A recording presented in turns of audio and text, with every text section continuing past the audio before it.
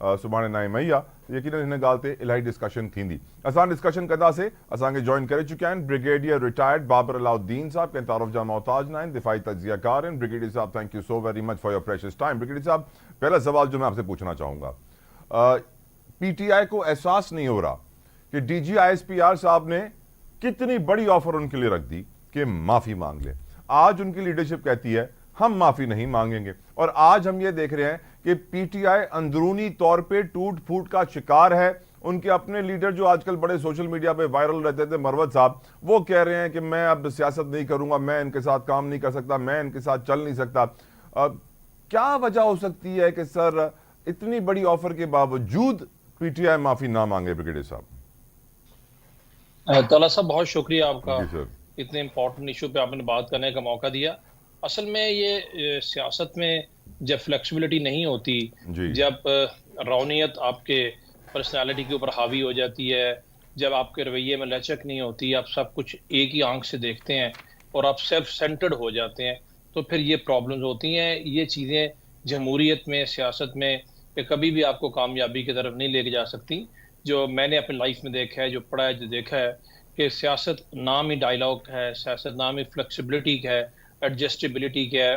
हालात के मुताबिक आपको एडजस्ट करना पड़ता है। इसका ये मतलब कतई नहीं होता कि आप अपने बेसिक प्रिंसिपल्स के ऊपर कॉम्प्रोमाइज़ करें। प्रिंसिपल्स भी इंसान को ऐसे रखने चाहिए जो कि आपको सियासत में किसी बंद गली या बंद रास्ते की तरफ ना लेके चले जाएं। DGISPR की आपने प्रेस कॉन्फ्रेंस का जिक्र किया, माफी कोई किसी एक पर्सनालिटी से जिक्र नहीं किया, किसी एक शख्स से माफी मांगे। कौम से माफी बेसिकली होता है कि आप कौम से माफी मांगे, बिकॉज आपने जो जुर्म किया है वो एक शख्स या एक पर्टिकुलर इंस्टीट्यूशन के खिलाफ नहीं किया, ओवरऑल आपने रियासत के खिलाफ किया है, आपने अवाम के खिलाफ किया है, स्टेट के खिलाफ किया है। तो माफी बेसिकली उनका ये मकसद था, ये उनका मतलब था। और सबसे पहले हम कंडेम तो करें। आप देखें, 1 साल कल हो जाएगा, अभी तक पीटीआई के सरबराह ने, उनके बानी ने या उनकी दूसरी मेजर लीडरशिप ने अभी तक इस वाक़े की मजम्मत भी नहीं की। तो जब आप मजम्मत नहीं करेंगे, इसका मतलब आपको गलती का इतराफ़ ही नहीं है, और आप आज भी ये समझते हैं कि या तो आपने ठीक किया या आपने फिर ये किया ही नहीं है। हालांकि सबको पता है कि 9 मई को क्या हुआ, इसमें कोई एक्स्ट्रा किसी सबूत की ज़रूरत नहीं है, किसी एविडेंस की ज़रूरत नहीं है। ये कैमरे ने देखा, आजकल के दौर में कोई चीज़ किसी से छुपी नहीं रहती, टीवी चैनल्स ने दिखाया। तो जब आप इस तरह की बात करेंगे तो फिर आप आगे कैसे बढ़ेंगे?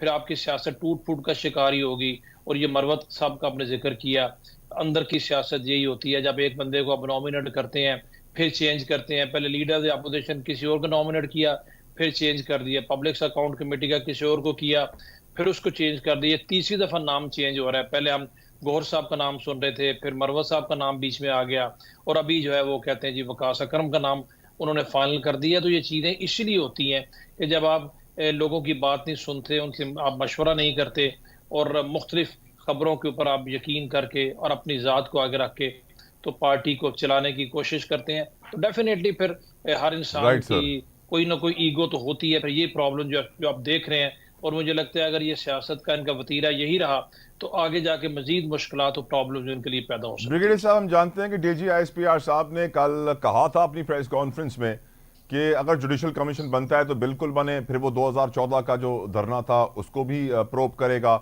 उसके अलावा भी जो पीटीवी पर हमला हुआ था उसको भी प्रोब करेगा।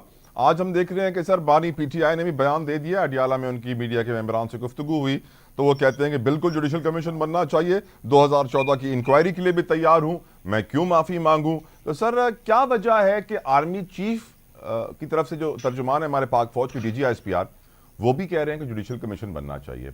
पीटीआई की जो बानी है इमरान खान, वो भी कह रहे हैं कमीशन बनना चाहिए। DGISPR ने कहा 2014 की प्रोब होनी चाहिए, इमरान खान भी कह रहे हैं 2014 की प्रोब के लिए तैयार हूं। Who's stopping them, sir? कौन रोक रहा है इस जुडिशल कमीशन को और इस तहकीकात को होने से? सर क्यों नहीं बन रहा, या सिर्फ ये लफ्जों की गोलाबारी है जुडिशल कमीशन?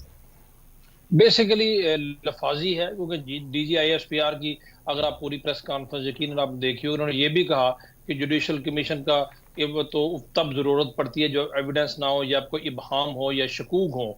इतने क्लियर एविडेंसेस हैं कि जुर्म किसने किया, किसने कराया, तो इसमें जुडिशल कमीशन बनाने को बेशक बना दें, लेकिन इसमें जुडिशल कमीशन की शायद उस तरीके से जरूरत नहीं है। हर कोई, और पीटीए के बानी चेयरमैन भी सियासत खेलते हैं। बिकॉज आप देखें, अगर जुडिशल कमीशन बनेगा तो सबसे पहले तो जुडिशल कमीशन की जो कॉम्पोजिशन होगी, जो उसकी सरबराही होगी, उसी पे किसी ने इत्तेफाक नहीं करना। हमने देखा यही है, एक महीना पहले जजेस के खत के ऊपर एक इंक्वायरी कमीशन बना, उसके जिलानी साहब को गवर्नमेंट ने उसका हेड नॉमिनेट किया। जिलानी साहब के खिलाफ एक इतनी बड़ी कैंपेन शुरू होगी सोशल मीडिया के ऊपर उनकी कैरेक्टर असैसिनेशन की, कि वो खुद ही पीछे हट गए, कोई आगे आने को तैयार ही नहीं है। बिकॉज हर इंसान को इतना डिस्प्यूटेड ये लोग कर देते हैं कि कौन आगे आके जिम्मेदारी लेगा।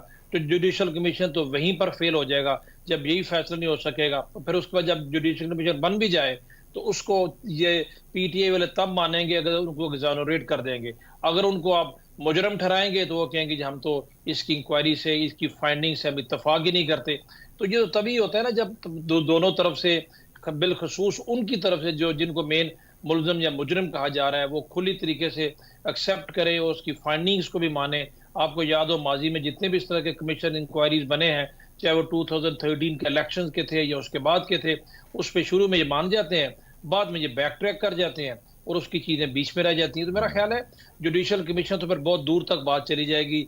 2014 के बाद DGISPR ने 2016 के जो केपी के गवर्नमेंट की तरफ से इस्लामाबाद के ऊपर जो लगा थी उसका जिक्र भी किया, 2022 का जिक्र भी किया। तो ये तो एक अनएंडिंग चीज शुरू हो जाएगी। अगर लास्ट ईयर 9 मई के जो केसेस अदालतों में है, अगर उन्हीं को स्पीडी ट्रायल से उनका डिसीजन कर दिया जाए तो मैं उससे मामला काफी हद तक क्लियर हो जाएगा। जो मुजरिम है उनको सजा दे, जो मुजरिम नहीं है उनको बेशक रिहा कर दें। तो मेरा ख्याल है ये उससे भी, क्योंकि ऑलरेडी केसेस तो अदालतों में है, 1 साल तो हो गया है, तो उनमें बहुत सारे एविडेंसेस आ भी चुके हैं। तो अदालतों को तरजीही बुनियादों पर उन केसेस का फैसला करना चाहिए। और इवन अगर मिलिट्री कोर्ट्स भी कुछ केसेस सुन के फैसला करती है, उसमें भी कोई किसी को एतराज नहीं होना चाहिए। बिकॉज मिलिट्री कोर्ट्स के डिसीजन को अब हाई कोर्ट में और फिर सुप्रीम कोर्ट में चैलेंज भी कर सकते हैं। मिलिट्री कोर्ट को हरफ आखिर नहीं है। और आखिर में मैं ये कहूंगा ताला साहब, एक्स्ट्रा ऑर्डिनरी सर्कमस्टांसिस में मैयर्स भी एक्स्ट्रा ऑर्डिनरी लेने पड़ते हैं। ये नहीं हो सकता कि इतना बड़ा वाकया हो जाए जिसका मुल्क मुतहम्मिल नहीं हो सकता, तो उसको नॉर्मल तरीके से डील आप नहीं कर सकते। गैर मामूली वाकयात को डील करने के लिए इकदामात भी गैर मामूली ही करने पड़ते हैं। करेक्ट।